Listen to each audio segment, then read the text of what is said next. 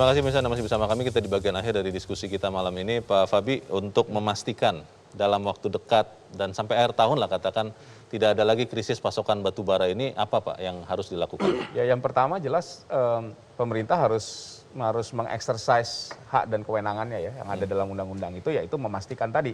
Saya kira model tadi yang disampaikan bahwa ada evaluasi DMO itu setiap bulan itu perlu dilakukan. Jadi itu berkenaan dengan izin ekspor. Jadi kalau tidak memenuhi DMO kan, kalau undang-undang bilang memenuhi dalam negeri dulu baru ekspor. Nah, jadi itu satu. Yang kedua yang harus dipastikan tadinya tentunya hal-hal yang berkaitan dengan ketersediaan infrastruktur. Karena urusan DMO itu nggak hanya sekedar volume, kuota ya.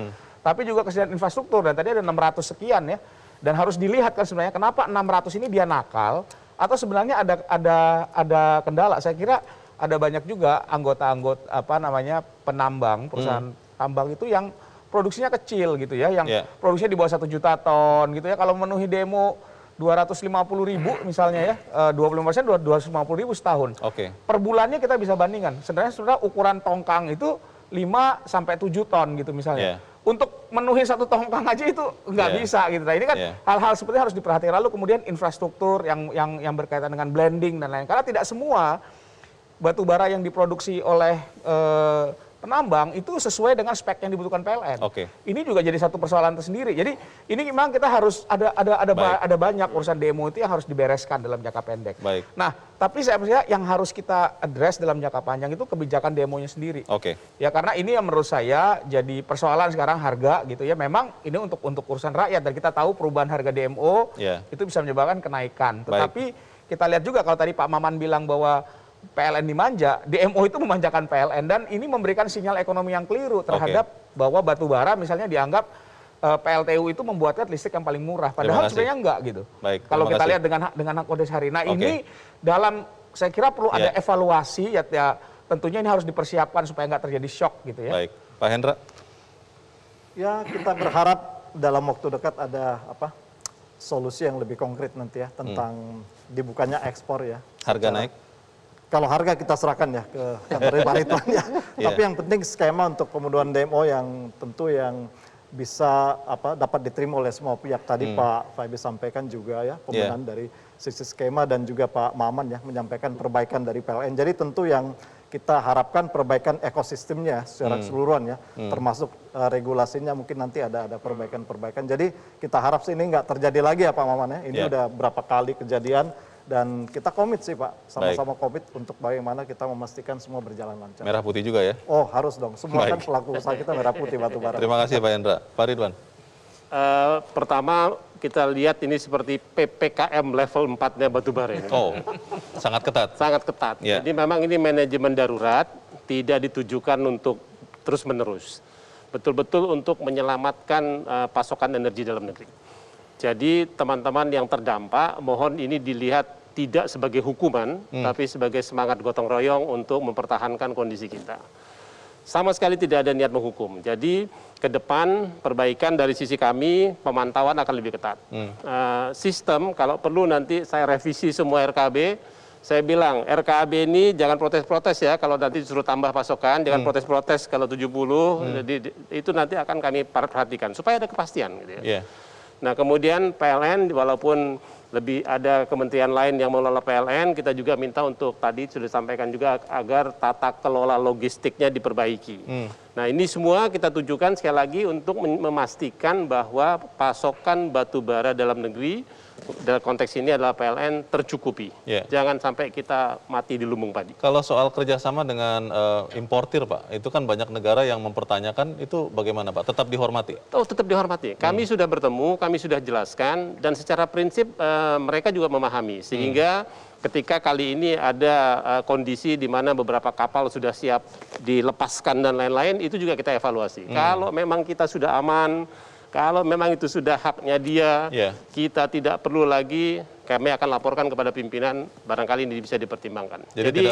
Jadi rasional seperti itu juga tetap tidak kita tinggalkan walaupun kita lakukan ini dengan semangat manajemen darurat itu tadi. Jadi mungkin setelah 31 Januari larangan ekspor dicabut?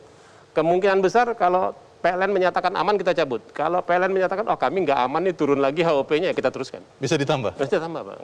Kalau dia masih bilang kurang, Oke. bagaimana? Gitu. Baik. Terima kasih Pak Ridwan. Pak Maman, silakan Pak. Iya Mas, makasih. Saya terakhir ini statement saya begini. Kalau kita semua dihadapkan dengan kepentingan publik, 1000% semua pasti setuju. Jadi nggak usah diperdebatkan lagi. Yang mau kita pastikan adalah bagaimana ke depan. Saya kasih contoh sederhana seperti ini supaya kita semua betul-betul bisa belajar. Kita semua ini makan nasi, Mas. Ya. Nggak ada orang Indonesia ini nggak makan nasi. Konsekuensi karena hari-hari kita makan nasi, berarti kan kita harus stok beras, Mas, di rumah kita. Sama dengan PLN. PLN ini sehari-harinya makan batu bara. Oke. Jadi aneh Ya. kalau orang yang sehari-harinya makan batu bara, tapi dia nggak memikirkan stok bagaimana mempersiapkan batu baranya. Artinya ada tanda tanya besar. Baik. Pertanyaannya bagaimana kita menyelesaikan tanda tanya besarnya itu, menyelesaikan tanda tanya besar. Solusinya dua. Yang pertama, segera bubarkan itu PT PLN Batubara. Karena itu sumber permasalahan sengkarut supply chain management. Yang kedua, kita akan dorong revisi Undang-Undang Tenaga Kerjaan supaya PLN ketenaga listrikan, supaya PLN tidak menjadi satu-satunya perusahaan listrik yang memonopoli. Oke. Akhirnya kita punya opsi. Baik. Kita punya pilihan dan bagus untuk PLN. Kompetitif. Poinnya apa? Jangan lagi industri follow PLN. Jadi kita mau bangun industri di Kalimantan. Oke. Tapi karena infrastrukturnya nggak ada, akhirnya kita nggak jalan-jalan tuh industri kita. Baik. Tapi ke depan harus dibalik. Baik. Perusahaan listrik follow industri. Ya. Kita mau bangun industri di Kalimantan, mau bangun industri di Sulawesi, mau bangun industri di Papua. Oke. Listriknya ada. Dan DPR menyetujui ya perubahan yang ini drastis nanti akan banyak berubah. Kita akan mendorong. Baik. Tapi ini kan proses politik, Mas. Bukan hanya kami saja yang Terima di partai. kasih. Artinya kita juga berharap juga kerjasama PLN. Kalau memang semangatnya baik. Baik. Maka ini dengan adanya Mas Darmo, kita punya harapan besar sama beliau. Terima kasih Pak Tapi Maman. jangan lagi Mas Darmo sama-sama lagi dengan yang kemarin-kemarin. Ya nggak ada selesai-selesainya urusan ini. Pak Tulus, silakan. Gitu. Ya, 2 poin. Yang pertama adalah bahwa pemerintah negara ini dalam mengelola energi tidak boleh silau oleh cuan dari ekspor ini. Saya kira kepentingan nasional, kepentingan masyarakat harus menjadi prioritas dan kepentingan pasokan keamanan energi ke depan. Kita memerlukan energi bukan saat ini saja, tapi untuk keseluruhan dari ketika kita membutuhkan energi. Kedua, soal capping harga batubara. Saya kira ya pilihannya kan ketika harganya dinaikkan, apakah pemerintah punya subsidi untuk menambal kekurangan dari capping itu dan ataupun kenaikan tarif. Saya kira ini satu opsi yang juga harus kita tolak kalau kemudian pada akhirnya kenaikan tarif terhadap konsumen dilakukan kalau kemudian ada kenaikan capping batubara. Saya kira harga 70 US dollar per metric ton untuk kepentingan listrik saya kira masih win-win solution. Memang tidak untung terlalu besar mungkin, tapi tidak rugi juga terlalu besar. Jadi saya kira masih oke lah itu. Baik. Saya kira demikian. Baik. Mungkin nanti Pak Hendra bisa ajak untuk Mas Tulus jalan-jalan juga ke tambang. Terima kasih Pak Tulus. Saya ingin ke Pak Darmawan. Pak Darmawan, tuduhan dimanja, kemudian harus perbaikan, harus ada kompetisi untuk membuat Anda PLN kompetitif. Bagaimana menjawabnya Pak Darmawan? Silakan. Audionya dibuka dulu Pak, silakan. Krisis energi primer ini Pak Leo adalah suatu opportunity yang sangat mahal, yaitu opportunity kesempatan memperbaiki pengelolaan energi primer secara holistik.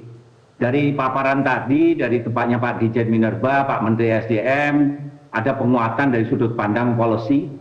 Kemudian dari sudut pandang PLN, kita melakukan penguatan dari sudut pandang rantai pasok, manajemen, kemudian juga sistem monitoring, kemudian bagaimana proses yang berbelit-belit kita ringkas, kita bongkar, kita sederhanakan, sehingga ini menjadi suatu rantai pasok yang menjadi lebih efektif lagi. Kemudian dari sudut pandang operasionalisasi, suatu kebijakan DMO ini yang tadinya mungkin tahun lalu kurang efektif, tahun ini kita sudah banyak belajar, dan bagaimana ini bisa diaktifasi suatu sistem monitoring yang efektif yang berjalan dari bulan ke bulan, sehingga fluktuasi dari pasokan dan ketidakpastian dari pasokan yang tadinya menjadi masalah utama bisa juga diselesaikan. Kemudian kami juga dalam proses ini itu mendapatkan dukungan yang luar biasa dari INSA, itu dari para asosiasi owner dari pemilik kapal, dari para penambang, mereka pada berkontak, kemudian dari para pendukung industri di sini bahwa di balik krisis ini ada suatu semangat kebersamaan, semangat gotong royong, sehingga kami juga harus mengucapkan terima kasih kepada seluruh stakeholder di sini bahwa PLN di sini tidak dalam posisi kesendirian, bahwa kita menghadapi ini dalam suatu kebersamaan, sehingga kita yakin dalam jangka pendek ini bisa diselesaikan, tetapi juga jangka menengah, jangka panjang ini juga nanti tidak akan berulang kembali. Terima kasih Pak. Terima kasih Pak Leo dan para pemirsa, selamat malam. Baik, terima kasih Pak Darmawan Prasojo. Dan Bapak Ibu semua, tentunya waktu 1 jam tidak terlalu cukup untuk menjawab masalah ini. Tentunya kita akan melihat terus bagaimana perkembangan dari masalah pasokan batu bara ini. Kita belajar bahwa dari apa yang dilakukan oleh pemerintah, kedaulatan negara dikedepankan, tentunya dengan tetap menghormati perjanjian-perjanjian bisnis yang ada. Kita harapkan Pak Hendra dan teman-teman juga terus merah putih, dan kita memastikan pasokan batu bara untuk PLN yang berjanji untuk membuktikan dirinya bukan anak manja yang mau kompetitif, bisa membuat pasokan listrik kita aman. Pak Fabi Tumiwa, Pak Hendra Sinadia, Pak Ridwan Jamaludin, Pak Maman Abdurrahman, Pak Tulus Abadi, dan Pak Darmawan Prasojo, kami berterima kasih.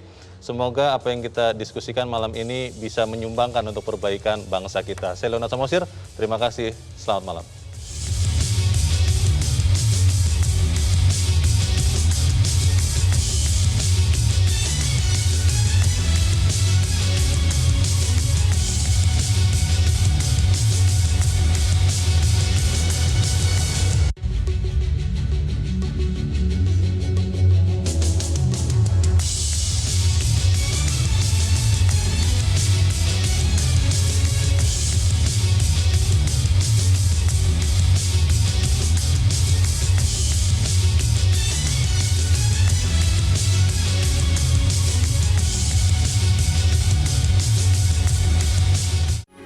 Metro TV